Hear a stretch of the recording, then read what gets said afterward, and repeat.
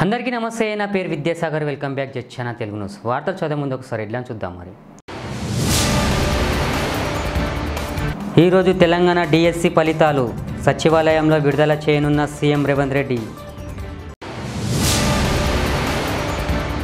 ఈరోజు మూసి పరివాహక ప్రాంతాల్లో మాజీ మంత్రి కేటీఆర్ పర్యటన.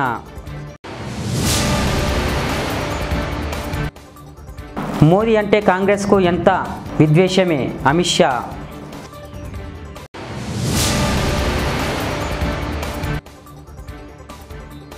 కేంద్రం బెంగాల్ను పట్టించుకోవడం లేదు సీఎం మమతా బెనర్జీ.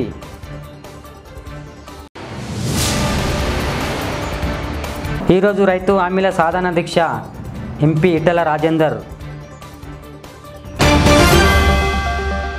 తెలంగాణ డిఎస్సి 2024 ఫలితాలు మరి కాసేపట్లో వెలువడనున్నాయి. ఉదయం 11 గంటలకు రాష్ట్ర ముఖ్యమంత్రి రేవంత్ రెడ్డి సచివాలయంలో ఫలితాలను విడుదల చేయనున్నారు. కాగా డిఎస్సి మార్కులతో పాటు డేట్ మార్కులను కూడా ఈ ర్యాంకు జాబితాలో చేర్చారు. ఆ తర్వాత జిల్లాల వారీగా సాధారణకు ర్యాంకు జాబితాను విడుదల చేశారు సీఎం. అనారోగ్యం నుంచి కోలుకున్న బీఆర్ఎస్ వర్కింగ్ ప్రెసిడెంట్ మాజీ మంత్రి కేటీఆర్ మళ్ళీ ప్రజల్లోకి వెళ్లనున్నారు. ఈరోజు మూసి పరివాహక ప్రాంత బాధితుల దగ్గరికి వెళ్లనున్న బీఆర్ఎస్ వర్కింగ్ ప్రెసిడెంట్ కేటీఆర్ ఈ మేరకు అధికార ప్రకటన చేశారు. ఈరోజు సాయంత్రం 4 గంటలకు రాజేంద్రనగర్ నియోజకవర్గంలోని హైదర్గూడలో బీఆర్ఎస్ వర్కింగ్ ప్రెసిడెంట్ కేటీఆర్ పర్యటన ఉంటుంది. అనంతరం అత్తాపూర్లోని కిషన్బాగ్ ప్రాంతాల్లోని ప్రజలతో భేటీ కానున్నారు మాజీ మంత్రి కేటీఆర్.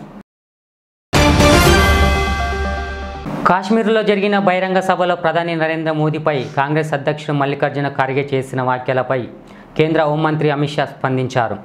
ఆ వాక్యాలు పూర్తిగా అసహ్యకరమైనవి, అవమానకరమైనవని అన్నారు.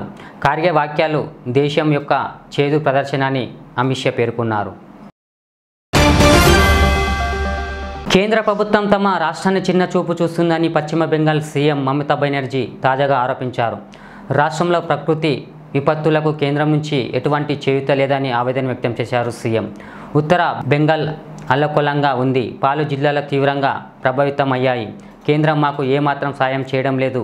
బీజేపీ నేతలకు ఎన్నికలప్పుడు మాత్రమే బెంగాల్ గుర్తుకొస్తుందని మండిపడ్డారు మమతా బెనర్జీ. రైతులందరికీ సమగ్రంగా రుణమాఫీ అమలు చేయాలన్న డిమాండ్తో ఈరోజు బీజేపీ ఆధ్వర్యంలో దీక్ష చేపడతామని ఎంపీ ఈటెల రాజేందర్ తెలిపారు.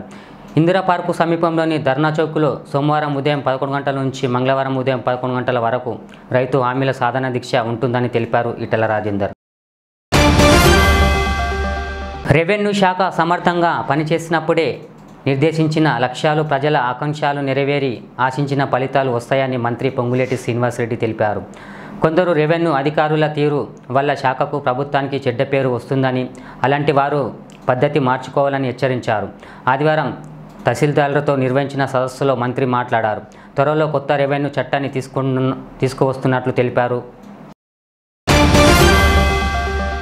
సంగారెడ్డి నియోజకవర్గంలో హైడ్రా అధికారులు అత్యుత్సాహం ప్రదర్శించవద్దని మాజీ MLA TPCC working president Jaggareddy తెలిపారు. కూల్చివేతల పేరుతో నియోజకవర్గ ప్రజల్లో అనవసర భయాందోళనలు సృష్టించవద్దని అధికారులకు సూచించారు. హైడ్రా ఔటర్ రింగ్ రోడ్డు లోపలి వరకే పరిమితమని సీఎం చెప్పారని, ఔటర్ రింగ్ రోడ్డు బయట ఏమైనా సమస్యలు ఉంటే తన దృష్టికి తీసుకురావాలని అధికారులను ఉద్దేశించి ప్రెస్ మీట్లో జగ్గారెడ్డి మాట్లాడారు. కాళేశ్వరం పేరుతో రూ. 1,00,000 కోట్ల అవినీతి చేసిందని కేంద్ర మంత్రి బండి సంజయ్ విమర్శించారు.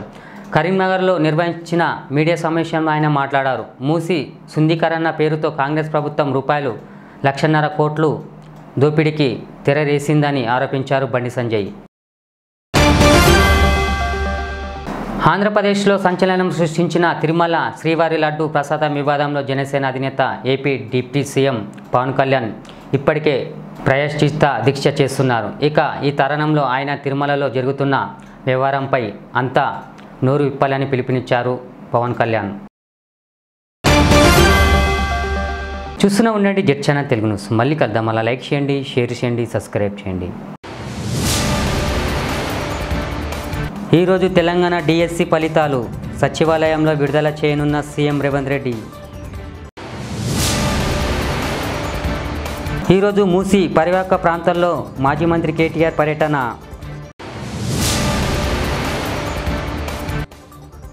మోదీ అంటే కాంగ్రెస్కు ఎంత విద్వేషమే అమిత్ షా.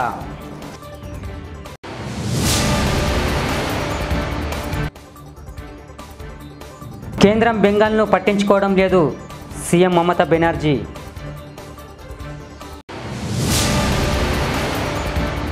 ఈరోజు రైతు హామీల సాధన దీక్ష ఎంపీ ఈటెల రాజేందర్.